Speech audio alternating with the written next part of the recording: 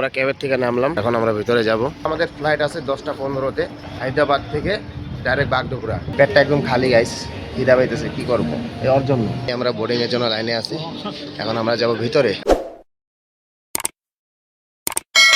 এখন বাচ্চা ঘড়ির কাঁটায় 5:48 আর আমরা ঘরে যাওয়ার উদ্দেশ্যে বেরিয়ে পড়লাম।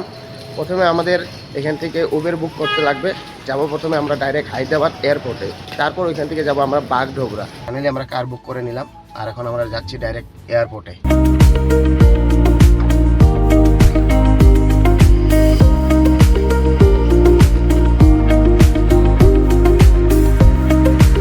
ফাইনালি আমরা ক্যাবের থেকে নামলাম, এখন আমরা ভিতরে যাব। আমাদের ফ্লাইট আছে 10:15-তে হায়দ্রাবাদ থেকে ডাইরেক্ট বাগডোগরা।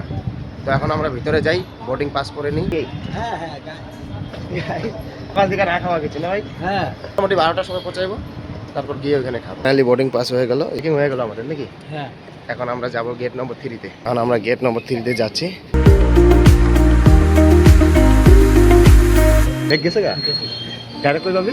ডাইরেক্ট একদম বাগডোগরা যায় না। আমাদের গেট নম্বর 3 ছিল, দিকে দেখতে পাচ্ছ গেট নম্বর 3। এখন আমরা ওয়েট করতেছি নাকি। বলতে গেলে আমাদের 9:30 বোর্ডিং টাইম, এখন বাজছে 7:30, আর 2 ঘন্টা ওয়েট করতে লাগবে। তার মধ্যে একটা ভালো কথা কি, আমরা কিছু না খেয়ে আইছি। পেটে এখন চইচই করতেছেন না,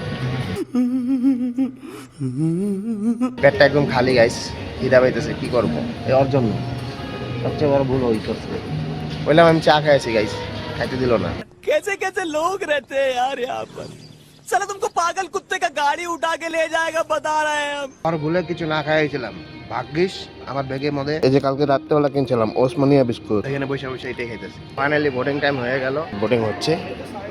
আমি গেছিলাম একটু আশ্রমে, আর এদিকে বাপি ওয়েট করতেছে আমার জন্য। আমরা বোর্ডিং এর জন্য লাইনে আছি, এখন আমরা যাব ভিতরে।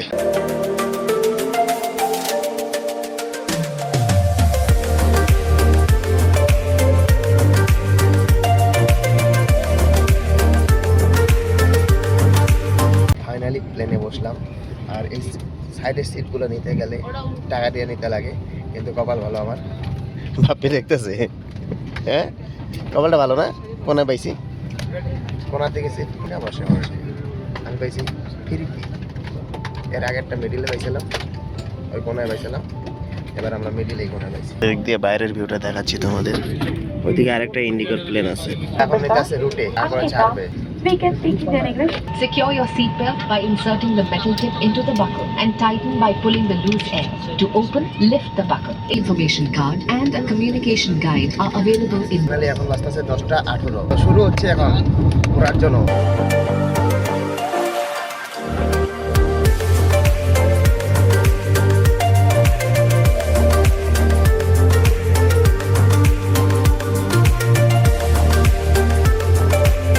এখন আমরা মেঘের ভিতরে ঢুকতেছি।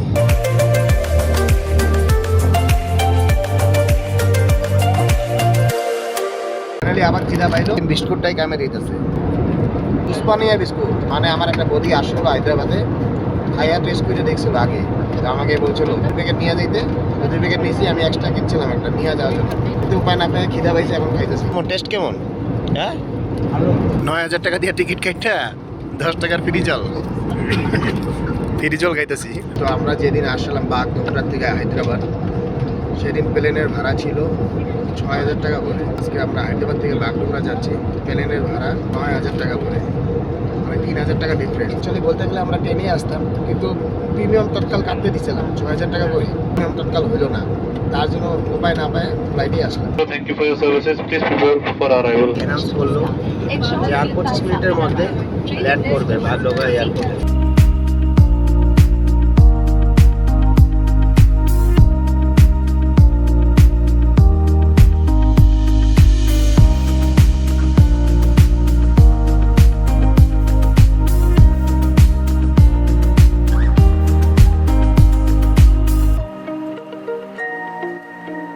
বাগডোগরায় নামলাম, এই যে এটা না, বাপির লাগেজ এসে বসে। আমরা ভাড়া বললাম বাগডোগরা এয়ারপোর্টের থেকে। এখন আমাদের অটো বা টোটো নিয়ে যেতে লাগবে বাগডোগরা। বাগডোগরা থেকে আমরা আবার ম্যাজিকে করে স্টেশনে যাব। আমরা অটোতে বসে বললাম এখন যাবো আমরা বাগডোগরা, তারপর বাগডোগরা থেকে যাব এনজিবি স্টেশন।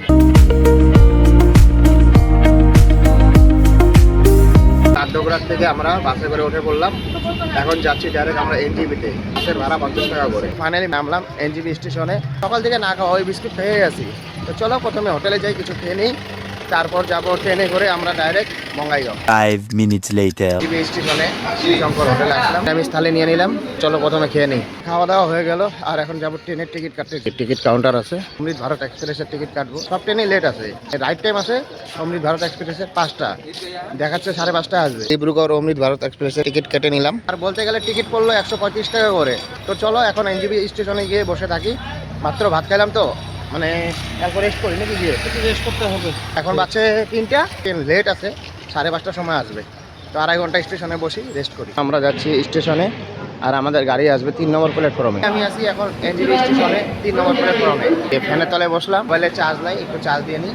এদিকে দেখতে পাচ্ছ চার্জিং পয়েন্ট, অল্প চার্জ দিয়ে নিই। আর ট্রেন আসবে আমাদের ঠিক 5:30টার সময়। তখন আমি নিউ জলপাইগুড়ি স্টেশনে আছি, আর এদিকে ওয়েদারের মহিমা, কালা করে আছে মেঘ। 2 ঘন্টা অপেক্ষা করার পর অমৃত ভারত এক্সপ্রেস ঢুকতেছে এখন নিউ জলপাইগুড়ি স্টেশনে। ট্রেনে উঠে বললাম বন্দে ভারত, সেম বন্দে ভারতের মতো। আর রাইট টাইমে আছে, আর রাইট টাইমে যদি যায় তাহলে আমরা যাই পাবো নিউ বঙ্গাইগাঁওতে 10টার সময়।